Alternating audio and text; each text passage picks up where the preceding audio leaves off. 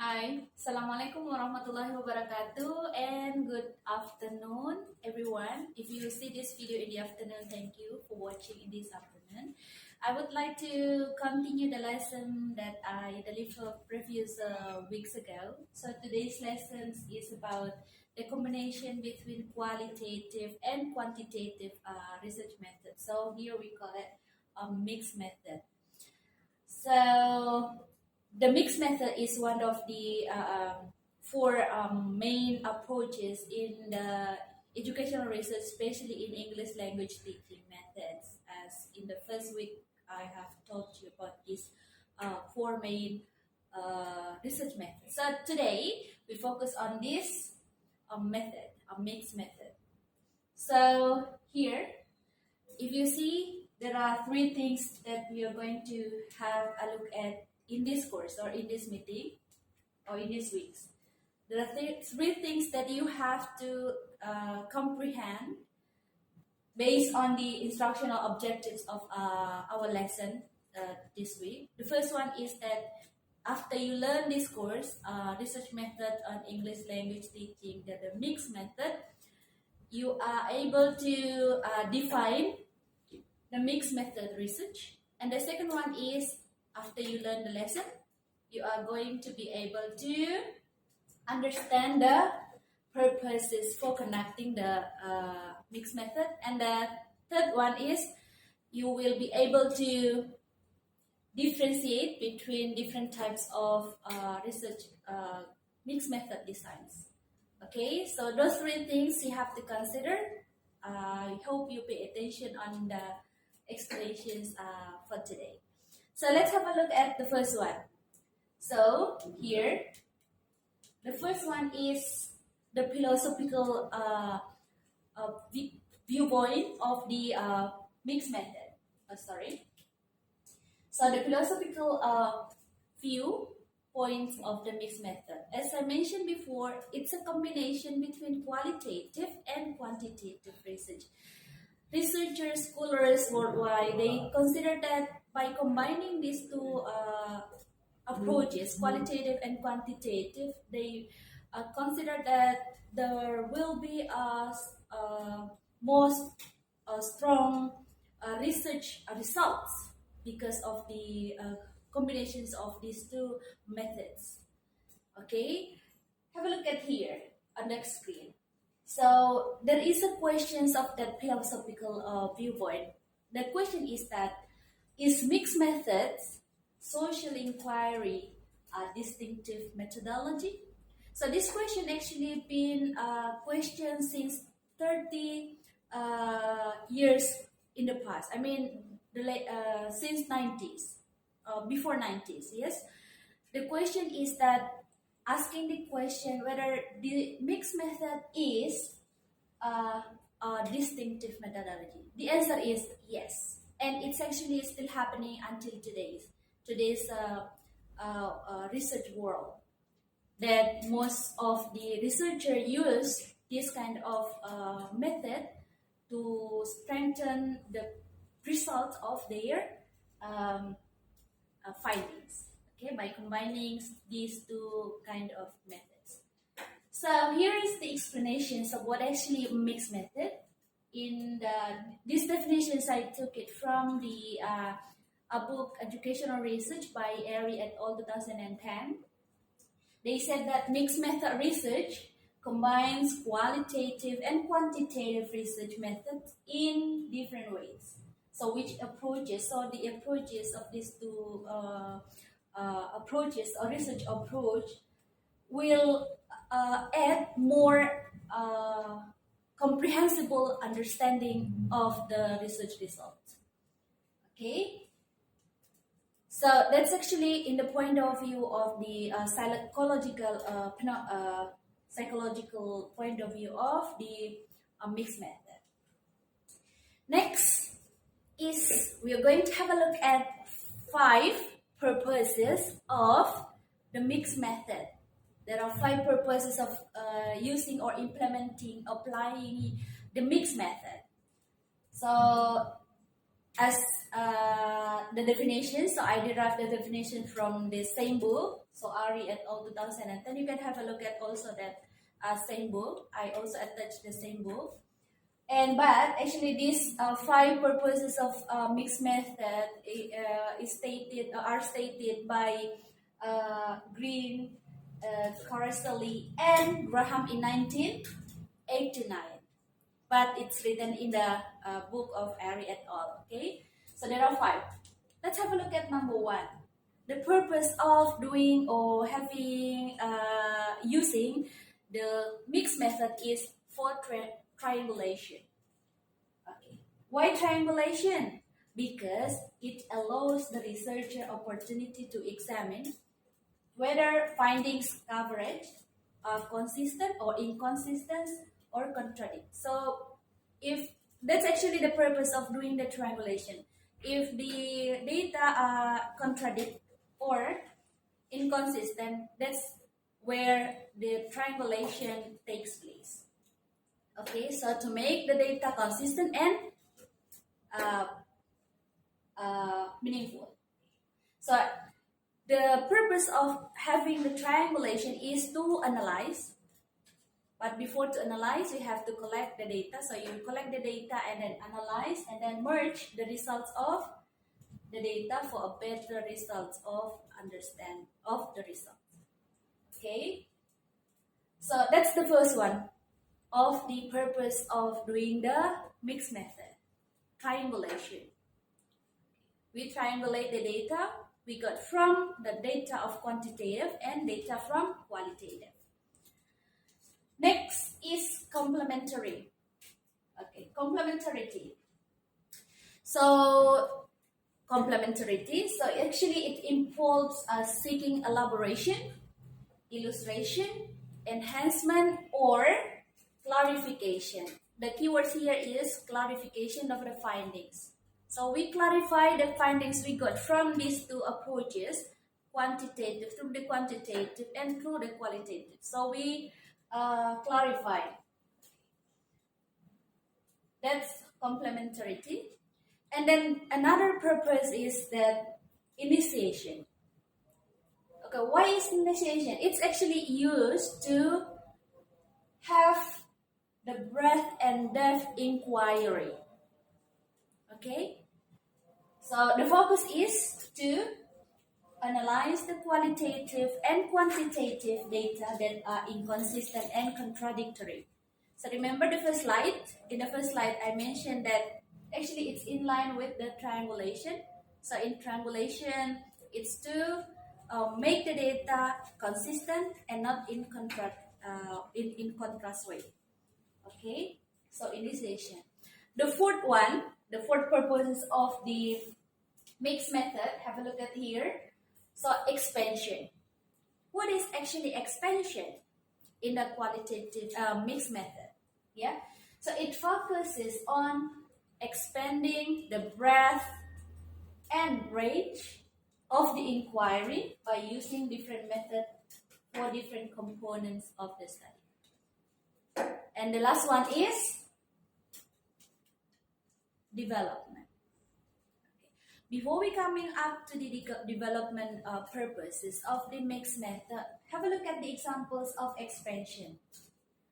Here, it is or it focuses on expanding the breadth and range of inquiry of the different components of data, both from quantitative and qualitative. The example here from the qualitative, for example, we collect the data through the observation. It might be used to determine whether or how well the teacher using a professional development approaches in the classroom through the observation. And then it's also supported by the quantitative way in collecting the data, like test scores for numeric data. Okay, this is to measure the effectiveness of the program. So these two ways, like observation and test score, or having testing the students and getting their scores, are actually for the expansion. Okay, next I would like to continue about the development one. So the development here, so the last purpose of the mixed method is that it uses the results from one approach to develop or inform the other data or the other approach. So to develop. So for instance, data, you consider, you are the researcher, you consider your data you gather through the way of qualitatively. You think that the data is not actually suit your objective yet. Then you develop, so you support your data by having or collecting data through the quantitative one. Okay. So here, that is actually the explanations that you start with the qualitative data. You analyze the qualitative data, you establish the results, and then quantitative data is followed in the second phase. So remember, we have already passed two main things in this explanations about what is actually mixed method, and the second one is the purposes. How many purposes? Do you still remember? There are 5. So 5 purposes of having or doing using mixed method. I hope you understand that 5 and the definitions of what actually mixed method. The last one is about types. Okay, here. Types of mixed method. The same numbers of purposes of mixed method. It also has 5 types of mixed method. Have a look at here in the slide. I provide 2 types of mixed method. The first one is concurrent designs. Okay. What is actually concurrent design? So,